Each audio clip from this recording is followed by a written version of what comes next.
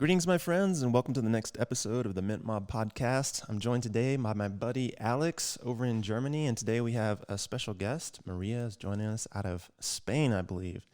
She's going to be doing a drop with us inside the Goodfellas NFT universe, and we get the privilege of dropping some of her art on Solana, so we're super excited about that. And today we're going to dive into her world a little bit, and before we do that, we'll just go around a little bit and check in with everybody. So, Alex, how's things over in Germany, my friend? Hey man, what's good? First of all, thank you, Maria, for being a guest. Thank you, Jason, for being here every time. Yeah, everything is great, man. I mean, we still have green markets, so crypto decides how my mood is. And yeah, I'm really looking forward to the episode today, and I'm looking forward to launching the Artist Incubator. Fantastic, fantastic. And that brings us to the artist, actually. So, Miss Maria, how are you, my friend? I'm doing great, actually. Today it's really sunny over here, which makes me so happy because it's been raining. Yeah, I'm enjoying starting the week, always busy on Mondays, but like when you're doing what you love, it's not a pain. So, really grateful to be here. Thank you so much for having me, actually. Yeah, definitely. We're looking forward to diving into your universe a little bit. So, I know that originally you started. Did you originally start dropping your artwork on Cosmos? Was that the origin of some of your original digital pieces, or no? Well, if we're talking about Women from Cosmos, which is my beloved project, yes. But actually, I joined the NFT space back on 21 on ETH with my own pieces, like one-on-one art under my personal name, let's say. Okay, fantastic. So you started on ETH, and then now you have a collection that's on Cosmos. So your ETH Cosmos. We're about to add Solana. What other chains are you on? Well, I'm definitely multi-time woman here because even though I started on ETH as well, I have some pieces on Tesos. Then Women from Cosmos was born in the Cosmos ecosystem. We explore ordinals as well with our holders. We recently expanded to Polygon, and now we're gonna reach Solana. So I think it's a real multiverse what I'm building. That's fantastic. I love So hearing that too because I actually have. Sorry, I just didn't want to interrupt you, but I wanted to hang in and just go a little like further back in time and ask you, how did you become an artist? Like, have you done that stuff before you came to NFTs, or like, how did you get there? Okay, so I'm gonna try to keep it short, but basically, I've been drawing all my life, like since I have memory, to be honest. Like, drawing has been always my kind of therapy in the sense that I'm ADHD, I'm a really nervous person, and when I'm drawing, it's the only moment when my mind is calm and quiet. So, obviously, I've always loved it. However, as I'm coming from Spain, and to whoever maybe is not familiar with this, art is not an option. Like, art has never been an option to me, never even thought about it, because in Spain, everything related to art and culture is like there is no hope. Like, your barely are gonna survive. If typical situation you talk to your parent when you're young, I would love to be an artist. Well, they're gonna laugh at you basically. So actually, I took a different career when I was younger, and I used to work on the event industry as a project manager. And it was when COVID hit, when obviously I started to have more free time. I started to draw more again and was there when, like the war stopped, when I decided maybe I'm having a second chance. Like maybe I can really try to go and follow my passion, which is art. Because even though if I wasn't working professionally, I've never stopped drawing, right? Like, I've always been drawing for myself. And it was in 2020 when I decided, okay, let's gonna jump into the pool, let's gonna try it. And I started to work as an independent artist from there. That's beautiful, actually. So that means that you're actually an artist by heart. So you've started Mhm. drawing very early, and I've seen that most of your projects do empower women. So how did that evolve?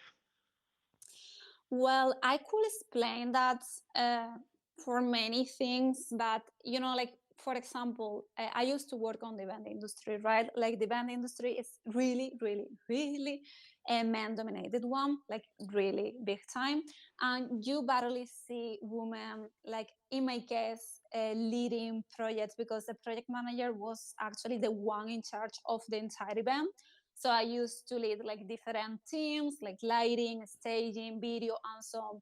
And it was really frustrating just to work the double, the triple, just because of your gender, right, in that industry. So I've always been trying to, I don't know, maybe have this internal fight where I really want to put a light on the women out there, like working hard to be seen. When I joined the NFT space, obviously in 2021, it was more or less the same, right? Like it was really weird to see women leading big accounts, having projects. So for me, it was clear that I wanted to do my part on that. Yeah, I started to create Women from Cosmos and all my pieces. I have to say that all my drawings, like even if I share with you the ones that I did when I was like 7 years old, they were always women. And I think it's also because I've been surrounded by really strong women in my life that they have been always an inspiration to me. But would you say that you also have a majority of women in your community as a result? Actually, no. Like, I think at least the 90% of my community are men because at the end of the day, the majority of people on the NFT space and crypto are men. However, they have been, supporting me since the very beginning. We have amazing women in the community, but the majority are men. Oh, yeah, it's actually like Web3 is probably dominated by men for now. Yes. We hope that changes in the future, but it's very good to have you guys or you females as leading artists in the space. And I already mentioned last time when we were on the podcast that your art is very very unique. I think you mentioned it. You got Bitcoin collections, Polygon, and Cosmos. Jason Mm-hmm. explained it.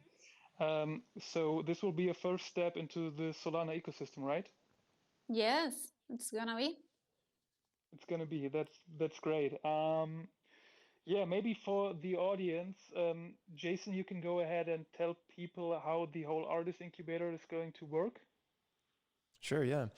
The Artist Incubator is basically designed to promote people on any chain, no matter where they're coming from, who really have a passion and a heart, uh, intent on creating their best work and bringing it to the public, right?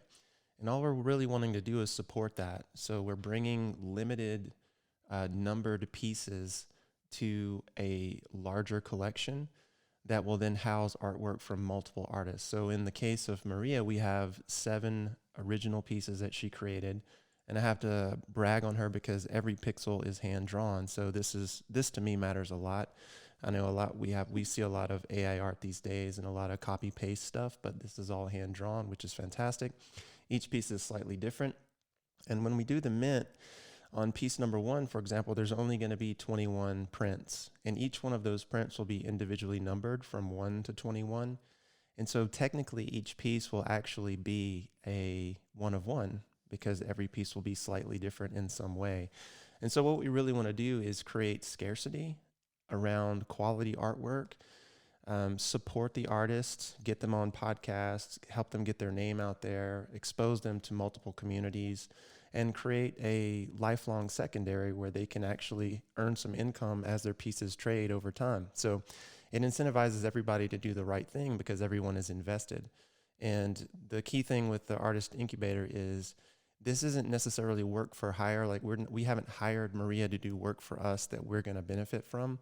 Everyone participating benefits from the Artist Incubator. So Maria will be get mint funds, get royalties. The project will as well, and then that will be reinvested in future pieces and future mints to help other artists. So the whole idea is that this collection grows over time into a massive singular collection that houses multiple artists and multiple pieces of their work. Yeah, perfectly explained. You mentioned it. We'll have Maria's pieces minting, like at least the first drop minting on Wednesday from now. Um, Maria, what is your inspiration for your art? Well, I will say that I've always draw inspired by the beauty of nature and women's strength. I don't want to sound like, saying the same over and over and again, but it's been always that case. Like I grew up with my mom, which is coming from the countryside. So, I always went there and spent a lot of amazing time. I've always been like really connected with nature as well. So I always tried to include it on my pieces. I will say that, yes. And how does an actual like work process for you look like? So when you start drawing, you have an idea, and then I remember that you sent me the main piece back then, and you was asking like, hey, is that okay? And I'm going to draw traits around that.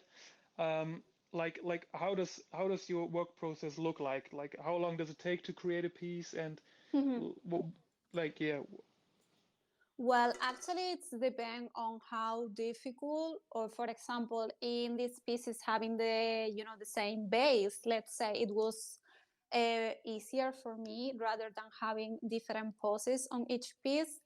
My one-on-ones, I tend to spend around 15 hours, and it's because like I've never studied art, which obviously I think if I knew like the technical skill, I would be faster.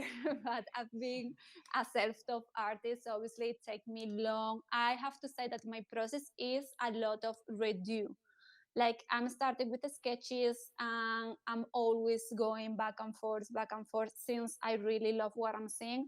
I have to say as well that maybe it's gonna sound like cheesy in that sense, but I never know how the piece is gonna turn out. Like I can have an idea, but then it's like if the canvas guides me, let's say, like maybe I want to start with a clear idea and ended up with a completely different one.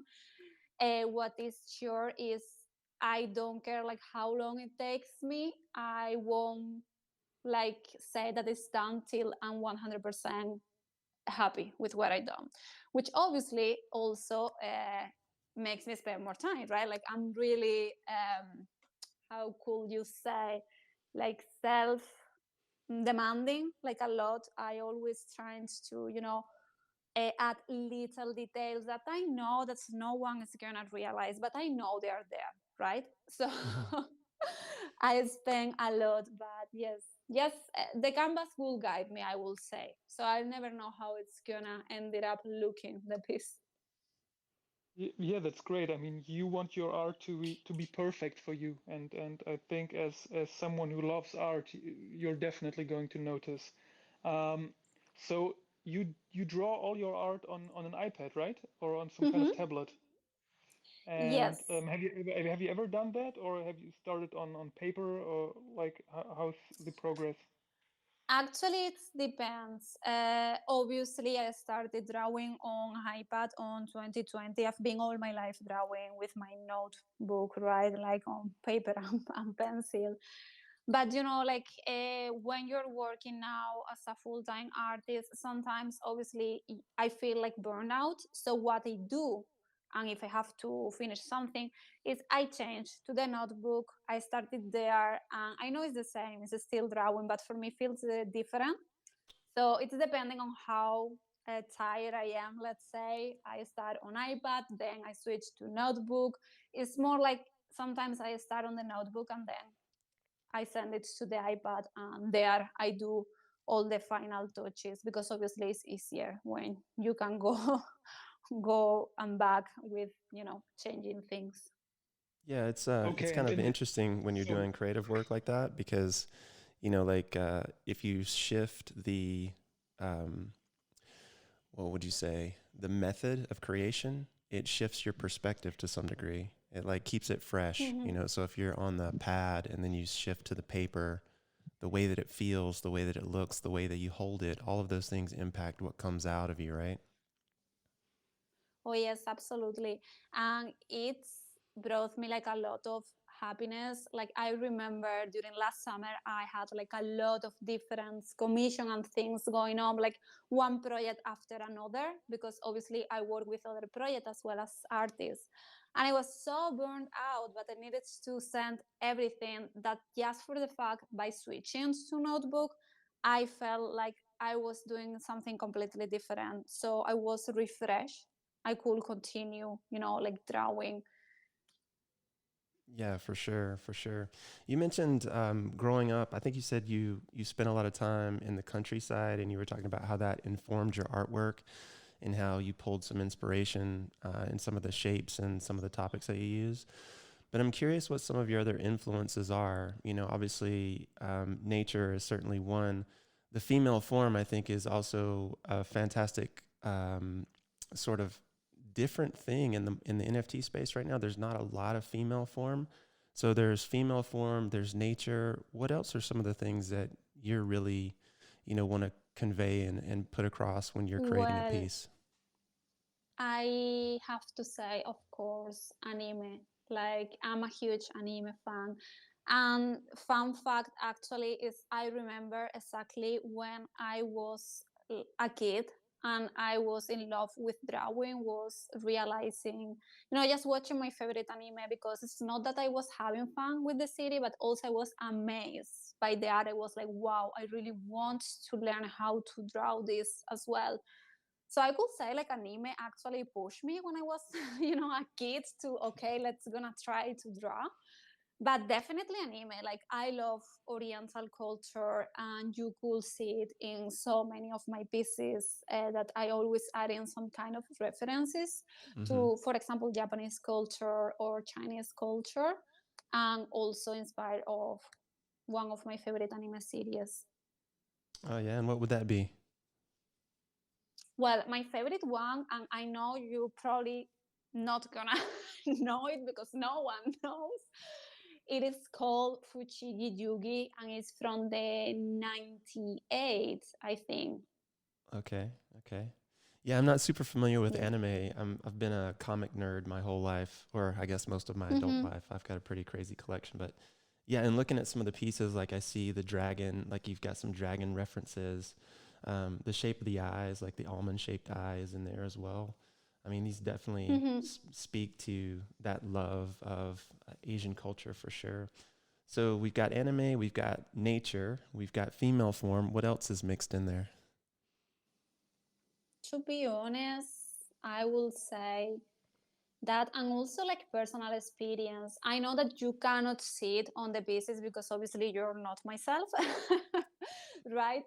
But for example, the collection I have on Polygon under my name, which is called my Web3 journey, all those pieces were inspired of my own feelings, while draw, while experience in the NFT space. And also I love to add a lot of personal references to my pieces, like tattoos, even clothing, which I don't know, I think is fun. But obviously all of these things probably no one will realize, because if I don't tell, it's like, yes, this is coming from this and that, but Yeah. well, at least I know. Yeah, for sure. I'm always curious because the story behind the pieces, I think, are really what make the pieces interesting. So when you Mhm. have someone explain and sort of give you a different perspective, it's really beautiful in that, you can kind of live through someone else's eyes for a few moments. Oh, absolutely. That's why always on my one-on-ones, I always love to add like little descriptions to, trying to people, I'm always trying to people for embrace themselves, in the sense that obviously I'm not saying that the Web3 journey has been always like Candyland. Obviously, it's been really tough moment as well. But I'm always trying with my art to give this kind of positive vibes, and I have really sad pieces, but still is the idea of, yes, we're going through tough moments, but at the end we continue, like we're resilient, we don't give up, and you have to keep pushing, let's say. So that's why I'm always loving like to, add little description references. Also from time to time I'm always sharing on Twitter on my personal account, like, sketches versus final piece, in real life references versus the actual drawing. Because I know that even though I may include it on the pieces, not everyone look at that. So I'm always trying to, give information from time to time for people to realize. Yeah, like little Easter eggs hidden in the artwork, huh? Exactly. Yes. That's beautiful. I'm curious, based on some of the things that you said, and describing, for example, like your NFT journey pieces. What are some of the highest highs and lowest lows you've experienced in the art world or in the NFT world as you've gone down this path? Well, that's really easy to answer for me because I'm going to answer as an artist and as a founder. So, as an artist, the high was obviously seeing my artwork being exhibited in one of the biggest NFT events, along with my favorite artists. Like, I will never imagine when I joined the NFT space that I was going to be there, just starting from the idea that I will never imagine I was gonna be, working as an artist, because as I said at the beginning, that wasn't an option, right? In my past. So that as an artist, as a founder, I have to say, even if it sounds cheesy, I don't care. It is how it is. My biggest high is my community. Like, I'm really grateful for the community I have, which is really inclusive, friendly. We don't have any drama.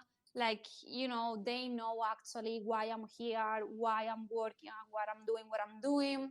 They actually support my work and my vision. Obviously, there are gonna come new people which maybe wants to flip and so on. Okay, but at the end, the ones who remain has been always amazing, and obviously I wouldn't be here without them. So my pride is my community. And the lowest part, as an artist and founder as well, for me it was definitely Luna Crash. I don't know if you're familiar, but that was a disaster actually. With Luna, I saw all the funds from months of work just disappear from one Wow. day to another. Just because I thought that having it on, stable, it's gonna be safe. I'm laughing now, but it was devastated, because it was also, funny enough, all the funds from the very beginning, when it was, it's still a bit of kind of a bull market where all my business were sold like in the highest prices. So all of that disappeared from one day Wow. to another. Yeah, it was really, yeah, it was hard. It was tough. But I don't know, I didn't give up. I'm really stubborn as well. So, and I have a lot of passion for my work. So I just continue working. But definitely that was one of the worst moments during my path on the Web3 space. Yeah, Luna was brutal. I think they lost something like $22 billion for holders. It was Mm-hmm. insane. And this was, 2022, I believe that this is when this happened. Yes. So how did you recover from something like that? It's funny. Everyone has obstacles on their journey and the thing that they want to create. And I think one of the things that I'm noticing in a lot of younger people and people coming up these days is there doesn't seem to be a lot of resilience. There seems to be a lot of people who are willing to quit, without putting Mm-hmm. in the work for a long period of time. But obviously that hasn't been the case for you. So when you have those lows, when you do experience those negative happenings, and on days when you're not feeling creative, on days when things aren't going the way that you feel like they should go, what are some of the things that you do, or what are some of the ways that you think about overcoming those obstacles so that you can keep going and keep creating? Mm-hmm. Well, first of all, I think because I really love what I do. Also, as I said, I'm a stubborn. I'm a really stubborn person, and like, I don't give up easily at all. Then also, coming from my background, like, I had to go through a lot of different steps in my life, so I'm kind of get used to life being, complicated. It's like, okay, there we go again. But I will say, yes, it's just like that. But I will say, yes, I saw what I could do. Obviously, it was devastated because I was like, okay, Maria, you have been working for months and now you have nothing. But at least I have my community. I have people who love my art, and I just keep going. I just keep going. I mean, I keep drawing, I keep pushing, I keep sharing everything, and I trust my vision. Like maybe I'm too much of a dreamer, but I've always see my projects being able to reach really huge things. Let's say, like I know my work, I know my worth. Maybe it's gonna take time for me because I don't have like 100 contacts. I don't have like it's just me.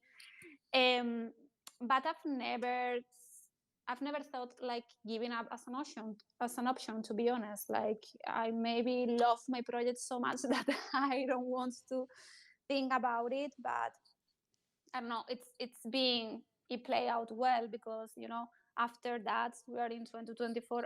I'm still here. Next month we're gonna celebrate 2 years of the project. So Fantastic. I'm curious to get your perspective on this, and then I'll flip it back over to Alex, not to dominate the questions. But I was reading a book from Rick Rubin, who was one of the co-founders of Def Jam Records. He's sort of well known for being one of these philosopher types in the music industry, or in and around creatives. And I see a lot of people in the NFT market because there's a low barrier of entry coming in and putting pieces out, and then not mhm, necessarily getting the response to the pieces that they think they want. I'll drop in on a Twitter space and it'll be artists and they'll be complaining about, no one's giving me any love here. No one's really sharing my work. No one's really, no one's really doing whatever. And mhm. it's almost like they want to quit because they're not getting recognition for doing what they're doing. And to me, that seems a little bit backwards, because it seems like if you're into the art side of things, that you really want to do the art for the sake of doing the art. It's not necessarily for other Mhm. people. But like if other people like it, that's just icing on the cake, right? But I'm curious, as an artist, like what's your perspective on that when it comes to, art for art's sake or art for other people? Well, definitely art for art's sake, because like even my project is the example. I know if I have chosen like a different character, not woman, it will be way better. Because let's be honest, like I'm a really niche, project. It's only ladies because it's what Right. they love to draw. And then, I'm not in this kind of hype mentality, DJM. I don't know how to DJM. So I'm providing all of this because the sake of art, because I love art. That's why I joined the NFT space. Then all these people who are complaining and like not getting recognition, like I can understand. I know the frustration because obviously sometimes when you put so many time behind pieces and then you see these projects, like being killed by thousand and thousand. But you have to remember that we are on the NFT space. We are on crypto. Crypto has a lot of digital people because that's what they are here. So obviously you cannot expect to reach the same audience. Indeed, I would rather to have few collectors who really love my art rather than trying to reach everyone, right? I think like people need to actually remember where we are, right? And stop comparing maybe yourself with other, because there is no point. Like I cannot compare myself with huge PFP project because first of all I'm a solo team. Like I don't have contacts, I don't have a lot of people behind chilling my things. So obviously I think sometimes people need to remember that, and also you need to put the work, like in the sense of the NFT space, like one-on-one art space. uh, you have, if you want to be supported, you have to support others as well, right? Like you cannot expect to mean one piece and okay, I'm gonna sold out. But well, who are you? What is your story? Have you ever been in contact with other people? Like there is a lot of work. Actually there is more work in the sense of trying to put your work out there than the actual art process. I'm sorry, I think I start rambling, but I hope I answered the question. That's perfectly okay. We've got digital tape here, so we're not wasting anything. Say anything you want to say, get it out. Yeah, no, I can appreciate that for sure. Alex, I'll flip it back over to you, my friend. Yeah, I've actually just looked through all of your collections, and I find that your love for anime is very evident, especially in the kids' collections. Mhm. Um, do y- will there ever be a Man from Cosmos collection? The question, yes. Well, the only males in my collection are the kids, which was like, okay, okay, let's gonna open the doors. But I don't think so, to be honest, because it's not my style, it's not what I love drawing. And going back again on what we've been discussing, like, what is the point for me to do something I don't really enjoy, right? So, no, I'm gonna remain with ladies, I think. You know, the Yeah, beautiful thing definitely. Why about not? the Why not? Oh, sorry, man. Sorry to interrupt you. The beautiful thing about the Yeah, female form is that it's not just the ladies who like the ladies, it's the men who like the ladies, right? I guess, but then it's more complicated for people to use it as PFP, right? Like, Right. they're not gonna use it. But yes, I guess so. I mean, you can see it on my community. The majority are men. They love my ladies. They have been supporting me for 2 years already. So, but I don't know. And also, to be honest, like, I've done obviously in the past commission and so on, and I still, maybe it's myself, but I'm still seeing like even the men I draw, like they look girly. So I don't know. but I just mentioned that you have a lot of collections. So I think on your website I just saw around 10. Hmm. Um, so if someone wants to become part of the Women from Cosmos family today, what would be the best way to do so? Okay, there I will ask the person depending on if you want one-on-one art or not, because that is one of the things, like, as Women from Cosmos launching with a Stargaze at the beginning, they didn't have the option for me to add new pieces to a current collection. So for example, the three ones are actually one, like the main one, but obviously I had to split it. So maybe it's a bit too much. But answering your question, obviously, first of all, depending on where you have your fans, if you're on Polygon, pues obviously Women from Cosmos Polygon era. If you're on a Stargaze, it's gonna depend on your what you love the most. Like, I have my one-on-one collection, which was the OG collection, divided on three different ones. We have Rockabellas, which is purely pin-up girls, and the kids collection, which actually the little ones on the families from my community are the ones that enjoyed the most. So I would say it's depend on what you love the most, which kind of a style you're looking for. But if you have any question or whatever, you always can join our Discord and we will guide you through the different collections. Okay, and if we try to give people a little outlook into the future, like what can people expect? Will you drop another collections or are you planning something?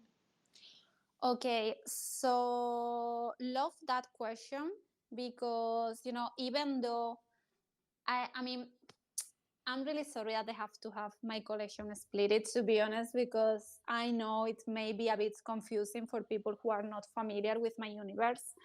But right now, I have different things. So, related to Maria, the artist, under my name, I have a one-on-one collection, which is on Polygon, and I have like really small drop every month. I started last month. It was the first drop, and this is the one that I said before is inspired on my feelings and emotion during my Web3 journey.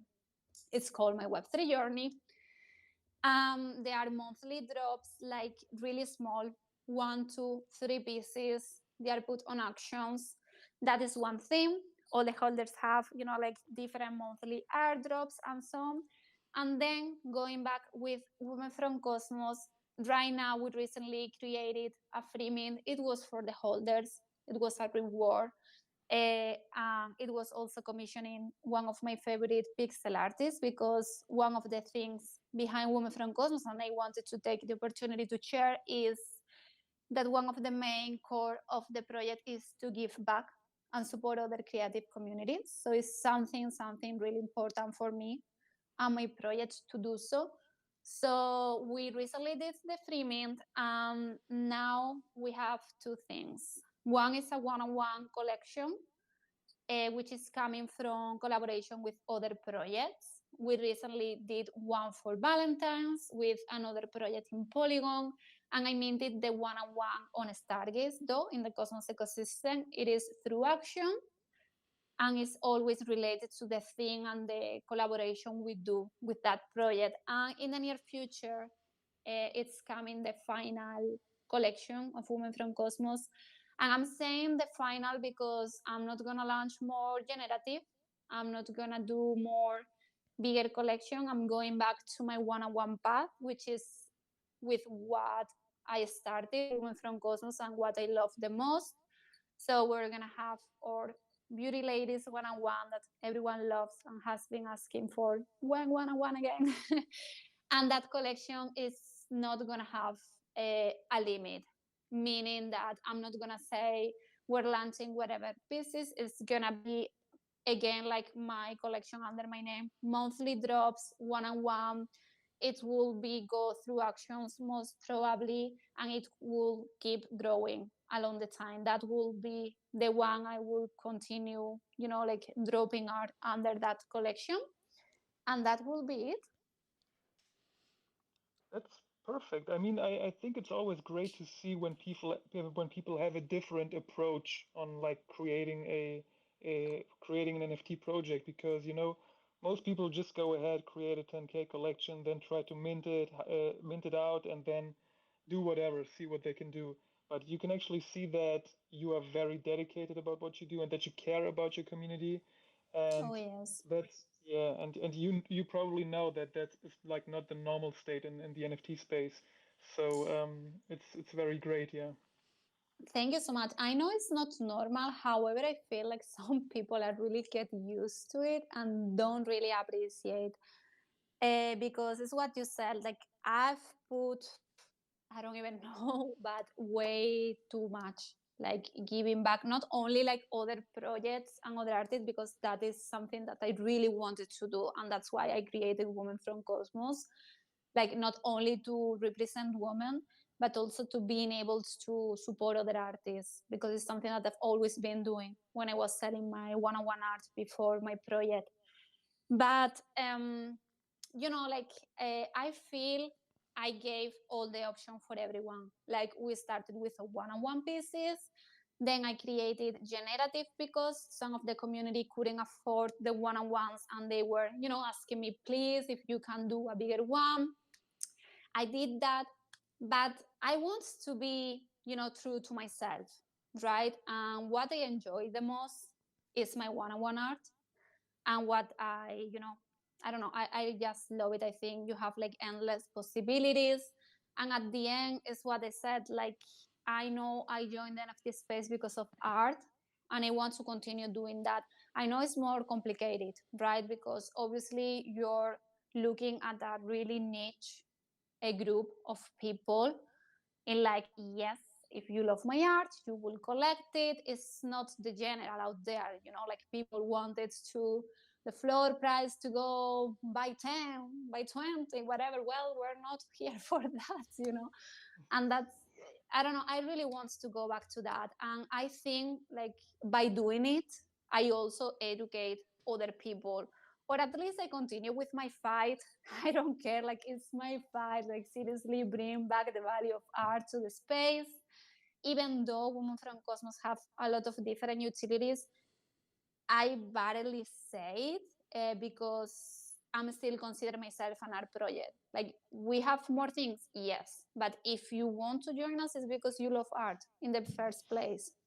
Mm, absolutely. Yeah, and I love that you're actually like not reliant on the usual NFT degens who just want to flip for a quick dollar.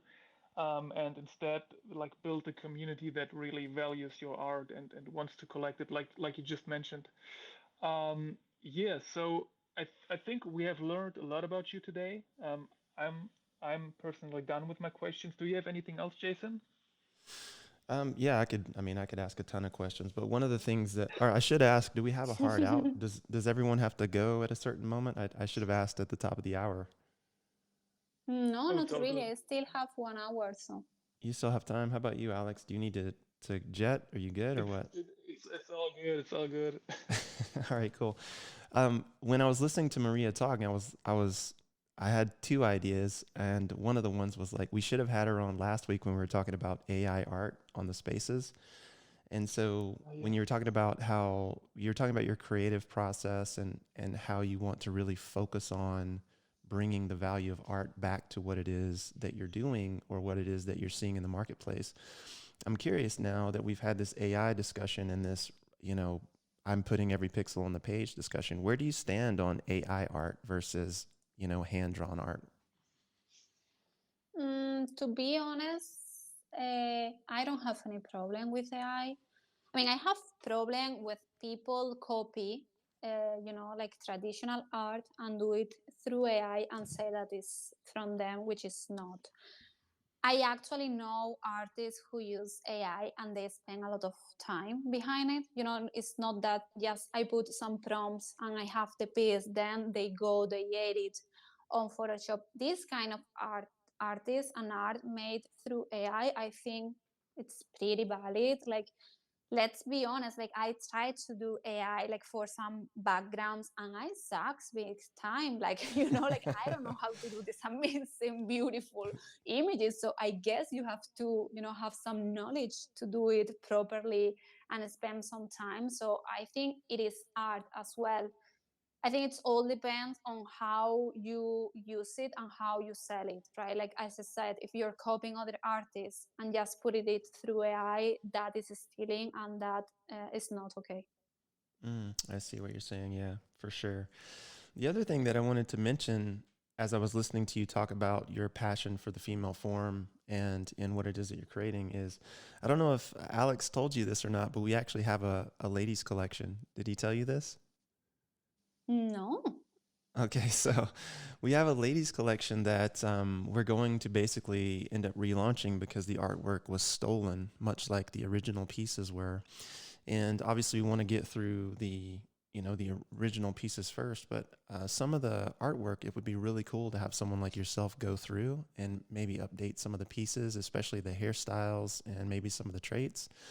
And maybe this is a conversation we can have later. Obviously, I'm just brainstorming right now, but in looking at your pieces, I think it would be beautiful to have you do some of that kind of stuff, if that's something that Oh, you'd be that interested will in. be pretty cool. Yes, absolutely. Yeah, it'd be kind of sick because it would be almost like a collaboration of different styles, and of course, you could put your creative spin on it. But yeah, Mhm. obviously, I'm just thinking outside the box for the future. But that's definitely something that's coming. Those pieces are, I think, could definitely use an update and could definitely be improved. And I love the fact that, in your female form, you've included a lot more detail, I think, than what was included, especially in some of the traits like the hair and that sort of thing. And I think that Mhm. really, sets some of the pieces off. Oh, yes, absolutely. And thank you for that. Like, I have to say, I'm going to send flowers to myself for a second. Why not? I have to say Do that it. actually, yeah, I'm going to say it. Let's go. No, that's true. Like, I think one of the things that my art maybe can difference from other like PFP collection, even if we're talking about generative collection here, is like I really do include like a lot of small details on all the traits. Like it's not just this simple teacher hair and nothing else. Like I include obviously like shades and even on the hairs, like little hairs, like a bit of highlights. I don't know, but yes, I would love that for sure. Yeah, I was just while you were talking, I was looking